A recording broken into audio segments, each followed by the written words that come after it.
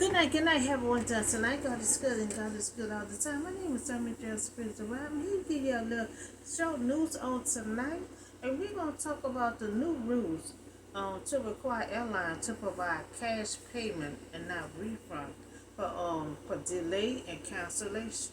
So Mr. President Bennett, he came up with this idea to seek compensation for passenger, for flight delay and cancellation. I think it's a good idea. All the trouble and frustration, that the passenger had went through last year. So Transportation Department said it would propose, rules requiring airline to provide cash payment to passengers, for significant flight disruption. So airline industry, has come under intense after a strain including a series of flight disruption last year as air travels revived. So Mr. President, administration announced that it will seek to require airlines to compensate passengers for length, flight delay, and cancellation that are within their control. Cause see, like last year, it was out of their control. There was canceling flights. Flights was delayed. So it wasn't a passenger fault, but there was not compensated last year. So that's why Mr. President trying to look out for passengers for this year. So they will start the process or establish a new rule to require airlines, to provide cash payment, rather than refund. Because, see, if you do the refund, they'll have to place it on your account. And no telling, it's going to be like to 5 to 7 days, But at that moment, you're going to need cash payment to rebook your flight. So refund, no refund for significant traveling disruptions.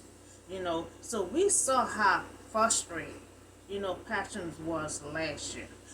They had to wait for hours and hours, and it wasn't on their behalf. It was the airline, delay and cancellation. And they had to sit and wait, for hours and hours for another flight. So you deserve to be fully compensated. Our time matters. Their time matters. Sitting around for so many hours to wait on a flight when it wasn't on their behalf or to cancel, flights or delay. So they had to wait for so many hours, for the next flight. So when an airline causes a flight cancellation or delay, passengers should not foot the bill. And that's what happened last year. They had to pay to rebook another flight, when it wasn't on their behalf. So they also require compensation for passengers, to propose, also mandate that airline cover expenses, like their meal, the hotel, because of delay and cancellation, on the airline, behalf.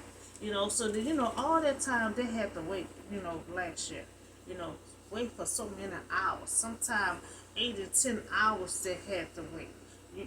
So now they're saying, they bringing up a new rule, a new proposal. If they have to wait and it was on the airline behalf or delay in cancellation, they require for a meal, also require for hotel. So we don't know when this gonna start, but they're putting it in a process to start real soon. So he also requires expenses, for the food, the hotel, you, you know, uh, and I think they'll be understandable, because they might not have extra money to buy food when they have to be there for 8 and 10 hours. So that's why Mr. President said provide them cash money to rebook their flight, because if you refund them, no telling how long it gonna be put back on their account when they need the money right then and there for food and to rebook their flight. So I request that you would provide passionate, for cash payment, and not refund on their account. So we're in passionate, we're in the passionate control. It's a flight delay or cancellation. They deserve to have a cash payment. So I also request you provide them for the long wait, of a meal, in a hotel. So because of delay and cancellation, so it's not their fault, it's a flight, be delayed. It's not their fault, it's a flight, it's canceled, so we said no refund, because they would need to cash money right then and there to rebook their flight. So refund on their account gonna take the 5 to 7 business days for it really to be affected in their account. So we talk about this the new rule they're proposing on, for because we had a disaster last year. So Mr. President always looking our ways, for the American, to help them in all kind of ways, because they had to, we really had to pay, to rebook their flight when it was not on their behalf of being delayed or being canceled. So I think that's a good idea to pay the passenger cash money to rebook their flight. Also for the long wait, provide a meal in a hotel. So uh, I also have a word for you also tonight. We still in Samuel. Now Samuel is about to anoint David. So the Lord, and it gonna come from First Samuel chapter 16, 1 to 13.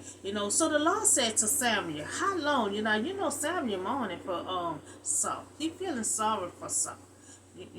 Because he was a boy also, when he was under Samuel, looking for the donkey. So the Lord said to Samuel, how long will you mourn for Saul? Now since I have rejected him, he just been feeling sorry for Saul. So fill your horn with oil, and be on your way.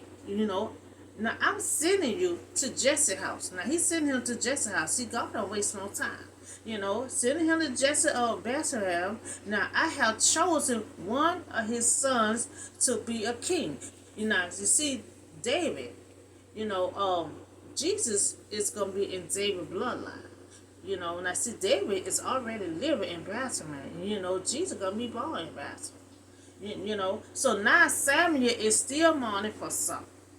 But God said, I reject Saul. Now come on, I need you to go over here by Jesse. I need you to dry your tears, and I need you to go to Jesse. I done chose someone else from his heart.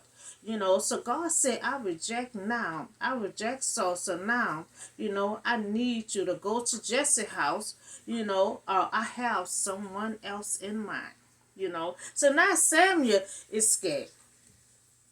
He thinking if Saul, will find out, he thinks Saul gonna kill him. So if God send you, he will you will be protected. Now he know that.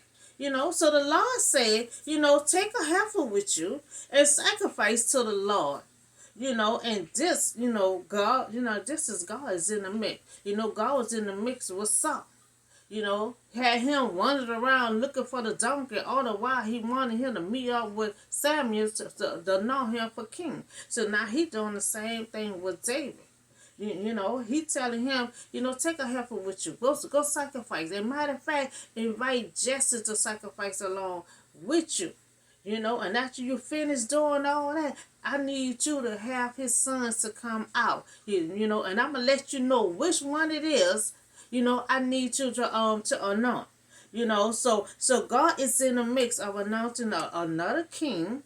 Now he said invite Jesse to sacrifice. You ought to anoint him to be the king over Israel. So now Jesse have many sons. He have many sons, but one that God will want Samuel to announce. There's just only one that God it won't. So Samuel did what the Lord has said. So when he arrived at Bethlehem, the elders, one of the elders, when he arrived there, the elders, they all nervous and stuff. Cause Samuel's still in charge now. He's still in charge, so when he rolls up, they're all nervous and they're scared. They're all trying to wonder, what is he here for? What? Well, he got some bad news for us? Why is Samuel here? So they're asking questions, are you here for peace? So when they're told by God to go and anoint king to be king with the replace Saul. So Samuel fear to let Saul know, because Saul he figured Saul gonna kill him. So God therefore told Samuel to keep the matter secret. He see that Samuel is kind of a little afraid of Saul. Now you mourning for Saul, but at the same time you fear Saul. You don't want Saul to find out that you going over there and know somebody else. So God see how timid he is. He a little scared, So God said, okay, we're going to keep this matter secret for right now. Because eventually, Saul going to find out. So when Samuel arrived, one of the elders, they was trembling. They was scared. They wonder what he here for. He the boss. He's still the king. He's still in charge. Okay, we got the boss here. What is he here for? So they guessing what Samuel is here for. Now remember, Samuel is keeping everything secret right now. So he's not going to tell them exactly what he there for. He keeping it secret for right now so it won't leak out to Saul. So Samuel replies, yes, in peace. Remember they said, if you come to tell bad news or what, you come here in peace. So he said, yeah, I come here in peace, because he's not going to tell him the whole thing why he is there. I had come to sacrifice to the Lord, and Samuel asked him, to come with him and sacrifice, so he asked him to come with him, so then he concentrated Jesse, invite Jesse. Remember, God told him to invite Jesse, so he wound up inviting some of the elders there also. So after y'all finish sacrifice, I need you to have Jesse's sons to come out. Invite them also to come out. So Samuel invited one of the elders, but he still don't know why he still don't know why he is there sacrificing. He's still trying to figure it out. So when they arrived, Samuel had saw one of Jesse's sons, and he thought that's the one. He was tall, he was handsome. Now Saul was tall and handsome. And Samuel, he loved Saul. He's still mourning for Saul. So this tall, handsome guy come out there, and Samuel said, I know God gonna pick him right here. I know God gonna pick him right there to anoint him. But the Lord said, do not consider his appearance, or his height, for I have rejected him. God letting him know, Samuel getting all excited, getting all hyped. So God said, oh no, I reject him. So the Lord does not look at the things that people look at. So we look at the appearance on the outside, but God don't. People look at the outer appearance, but the Lord look at the heart. God look at your heart. He don't look at how you look. So Saul was tall and handsome. He was good looking man. Remember, Saul is still mourning for Saul. Samuel is still mourning for Saul.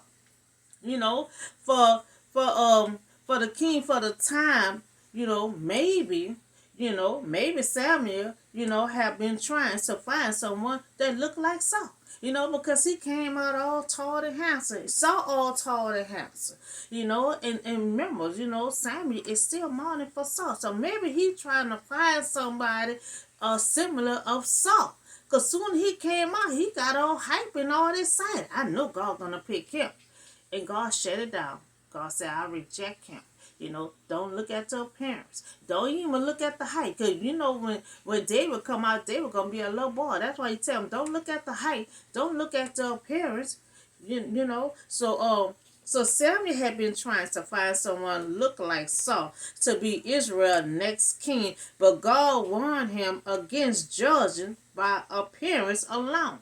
So people judge by the outer appearance. They may overlook quality individuals that who lack particular physical quality. You know, you see, they would not be looking at the quality in the individual, because see, God know all about your heart. He know about your soul. He know all the quality that you have inside of you. And see, everybody else, like Samuel and all the Israelite, the elders, they gonna look at the appearance. They gonna look at the height. That's what they did with Saul. So God judged by faith and the character, not the appearance. So God is the only one can see on the inside of us, and He is the only one can judge us. That's why they said you cannot judge no one. God is the only one can judge us, because see, God can see what's in the inside of you. He can see what's in your soul. You know, we can't see what's in the inside of somebody's soul. All we can see what's on the outside. And see, God knows what's in the inside and what's on the outside.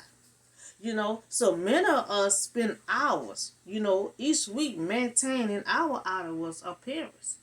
Especially us women. We always, trying to keep the outside appearance up. But God, God said you got to have that kind of appearance in the inside of you. Because sometimes people can be so pretty and beautiful on the outside, but have an ugly attitude in the inside. So then Jesse had called his son and had him to pass him for. Now Jesse had about 7 sons. Now he took turns and had his sons to pass by Samuel. And Samuel looking up to God. Nobody can see him but Samuel. Samuel looking up, God like, no, pass. The other one pass. No. The other one pass. No. So Samuel like, okay, how many sons you have? Is this all your sons? Because God rejecting all of these sin right here. So Jesse said, okay, I have one more son. But he is outside in the field tending to the sheep and everything. So Jesse had 7 sons that had passed before Samuel, but the Lord had not chosen the 7 that came out. So he asked Jesse, are these all your sons, or do you have any more? So that is still the youngest son, Jesse said. He outside with the sheep. So Samuel said, send him in. Send him out. I'm going to sit here and wait until he come up in here. Because I can't leave here until I know the one that God had chose. He could got him a little sick. He said, I ain't going nowhere. You get him to come up in here and I'm going to sit right here and wait on him. So that is still the youngest one. Now Samuel said, send him in. I'm going to wait till he arrives. So now all Jesse's sons came out except one child. And God said, no, I have not chosen those that had passed by Samuel. So the one that God wants is in the field. And Samuel gonna be shocked when that child come through the door. Because he gonna be a little boy. He gonna be a little boy. That's why God said, don't look at the appearance. Don't look at the height either.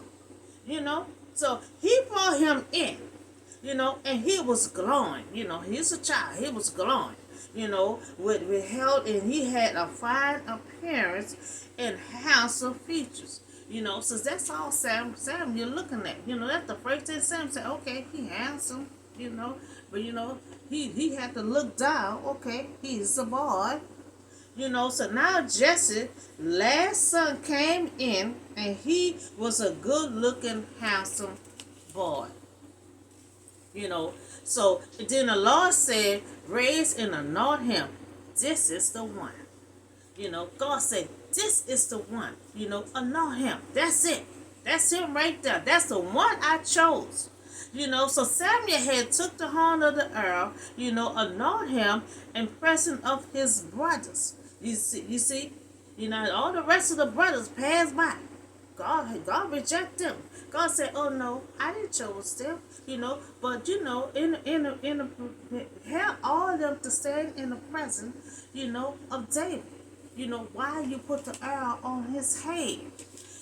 So in the presence of his brothers, and from the dead, on the spirit of the Lord had came powerful upon David, and Samuel then went to him. So when David is a boy, but he is the one that God chose. So David was anointed king, but but it was not done. It was done in secret. Because he had, saving Samuel. Samuel was scared. He didn't want to leak out to Saul right now. Eventually, Saul gonna find out, but right at the moment, that's why once he leaves there, he gonna have the last talk with Saul. Saul not gonna see him no more until his death. So David was anointed king, but it was done in secret to save Samuel. Now he was not publicly anointed, until much later, but he was anointed in front of his brothers. So Saul was still legal. Saul was still legal to king now. And also Samuel was still in charge.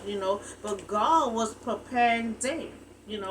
Now Saul, David is a boy, and God gonna be preparing him. Not knowing it was gonna take 20 years. Because Saul gonna still be king over Israel until his death, and then David you gonna follow behind. But God gonna always stick to His promise. He announced it as a boy right now. But he's still gonna be king in due time. So legally, Saul is still the king. Now David, for he doing preparation for David for his future responsibility. Gonna let him know responsibility is. So when that time come, he'll be able to slide right on in. So the anointed earl had put over David's head stood for holiness. Now it was used to set people apart. See, God have priests. He have priests. And to set apart from other people. Okay, this is my priest right here. This is my prophet. So God said, I use it to set people apart for God's service.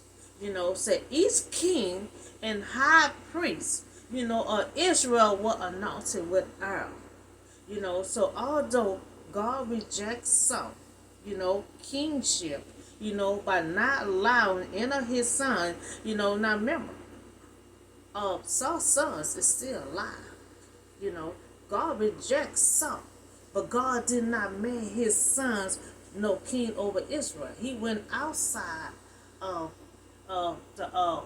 their land and went to Baltimore and got David. Normally it'll pass on to the son, but not this time. God do whatever He want and how He do. So He rejects some. He also rejects the sons. He did not allow His sons to be king over Israel. He chose David. So although God rejects Saul's kingship by not allowing any of his sons to sit on Israel's throne, Saul himself remained in his position until his death. Saul remained positioned until his death. He was not knocked out. God departed His spirit from him, but He still kept him in charge. And I guess He didn't know preparation was gonna take a long time. He probably didn't want to move Saul out the way right now. And so God did not move Saul out of his position. He let him stay in his position until his death. So this was the story of Samuel, anointing. Samuel didn't know who he was going to know. He just told him, you go to Bethlehem, you're gonna meet this man named Jesse, and he have some sons, and I'm gonna let you know which one of the sons I chose to be the king over Israel. So Samuel didn't know who. He just followed instruction what God had told him to do. So he went to Bethlehem and did what God had told him to do. He had invite Jesse to sacrifice. You had to have that little dinner to sacrifice first. And so then he went over. He said, "I need you to bring your sons out." He brought all his sons out, but so one was still in the field. So every time they passed by Samuel, God said, "No, that's not it." He passed enough. No, that's not it. He had 7 sons to pass by Samuel, and God said no. So Samuel said, "Do you have any more sons?" He had one youngest son out in the field, but Samuel did not know he was going to come out as a boy. But that's who God chose. You know, you can't knock who God chose. God chose David among his brothers. Among his brothers. And when God had Samuel to anoint David, he said, have his brothers to stand right there. It wasn't a public, anointing because he was saving Samuel, but he still had all his brothers lined up while Samuel anointed David on the head. So that's the story when David, remember I always talk about David was anointed, but he took 20 years before. This is the story we talking about now. He's anointed right now as a boy. He's not gonna get in position until 20 years later. And remember I said he gonna be dancing. We gonna get through the whole story. We gonna get to all that because I'm doing chapter to chapter. We all gonna learn all the details of these stories. So